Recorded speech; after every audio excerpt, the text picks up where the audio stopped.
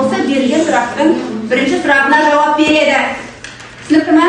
Жақсы, кеттік. Бірінші, скаляр және вектор шамаларда қандай физикалық шамалар жатады? Скаляр мен векторлыққа, скалярға ұзындық, масса, сосын уақыт жатады. Векторлық шамаға жылдамдық, орын ауыстыру жатады. Жақсы, жарайсың, тамаша. Добыңызды бере қойыңыз. Жақсы, келесі екінші сұрақ. 1 километрде неше метр бар? Тұра қойыңыз. Я? 1 километрде 1000 метр бар. Дұрыс па жауабы? Дұрыс, жақсы. Бүгінгі сабағымыздың тақырыбын айқындау мақсатында мен сіздерге мынандай бір сұрақ қойғым келеді. Қалай ойлайсыздар, әлемде қозғалмайтын денелер бар ма? Тас дейді, дұрыс айтады. Тағы да ағаш дейді, кірпіш дейді, жер.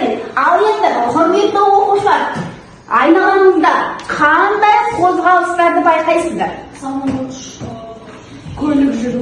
Көліктің қозғалысы, қайықтың қозғалысы, адамның қозғалысы.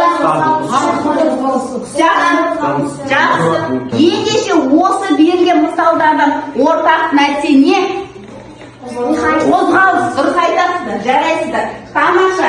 Ендеше бүгінгі біздің сабағымыздың тақырыбы, дәптеріңіз ашамда жазып аламыз. Механикалық қозғалыс және оның сипаттамасы, санат жүйесі. Мақсатына назар аударамыз. Келесі терминдердің физикалық мағынасын түсіндіру. Ол материалдық нүкте, санат жүйесі, қозғалыстың салыстырмалылығы және траектория, жол және орын ауыстыру. Осы мақсатқа сәйкес бүгін сіздермен бірнеше тапсырмаларды орындайтын боламыз. Жақсы? Жақсы, жарайсыздар. Келесі. Енді, құрметті оқушылар, жаңа біз айттық, физиканың механика деп аталатын бөлімі бұл денелердің жүретін, әуеде ұшатын, суда жүзетін, көліктердің, зымырандардың, планеталардың қозғалысын естиді, зерттейді. Жақсы. Жерде жатқан тас. Мысалы, жерде жатқан тас. Жермен салыстырғанда ол тыныштықта тұр. Бірақ күнге қатысты ол несейді? Жермен бірге қозғалады. Аспандағы ұшақ бұлттарға қатысты қозғалады, бірақ ұшқыштың орнындағы отырған адамдарға қатысты ол несейді? Тыныштықта тұр. Оны анықтау қиынырақ. Түсінікті болу үшін біз қозғалысқа байланысты түсініктер қатарын қарастыруымыз қажет. Фильмді көрейік. Бірінші, білу деңгейінде 6 сұрақ берілген. Бірінші, механикалық қозғалыс дегеніміз не? Мысал келтіресіздер. Санат денесі деп қандай денені айтады? Мысал келтіреміз. Механикалық қозғалысы сипаттайтын негізгі ұғымдарды жазасыздар. Дененің жүрген жолы дегеніміз не? Қандай әріппен белгіленіп, өлшем бірлігі неге тең? Материалдық нүкте дегеніміз не? Қозғалыс траекториясы деп нені айтамыз? Осы сұраққа жауап бересіздер. Бірінші, барлығымыз білу деңгейіндегі тапсырманы орындаймыз. Егер де тапсырманы орындау кезінде кім бірінші болып тапсырманы аяқтайды, сол оқушы қол көтереді. Мен сол оқушының жұмысын тексеремін. Дұрыс болған жағдайда ғана ашық журналға барып, өздеріңіздің аттарыңызға сәйкес балды қоясыздар. Түсінікті ме?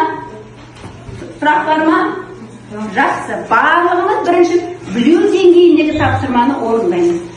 Іске сәт.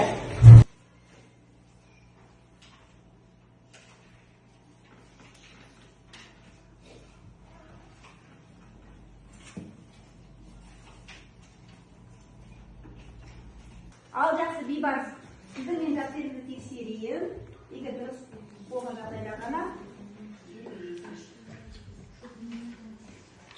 кішкене толықтырыңыз. Бірінші сұрағымды толықтырыңыз, анықтамасымен толық жазасыз. Түсінікті ме? Толық нақты жауап беріңіз.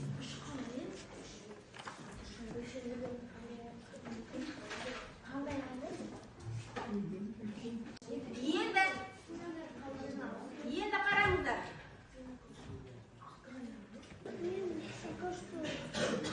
Түсіну деңгейіндегі екі сұраққа жауап береміз. Жол мен орын ауыстыру арасындағы айырмашылықты түсіндіріңіз, мысал келтіріңіз. Жақсы. Жақсы. Тамаша. Білу деңгейінде отырған балалар.